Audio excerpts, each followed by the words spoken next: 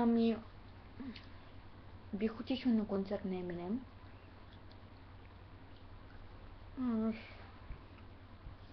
Но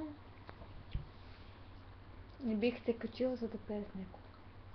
Защото песните му, като се опитвам да пея и се нервирам. И ме хващат нервите и оттам става зле и не става.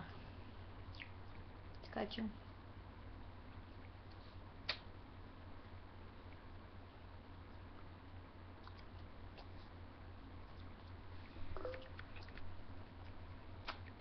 чао.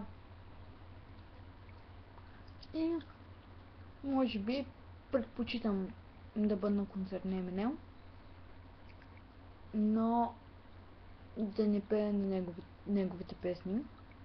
И също така да се кача на сцената до него, да го гушна и да ми даде автограф.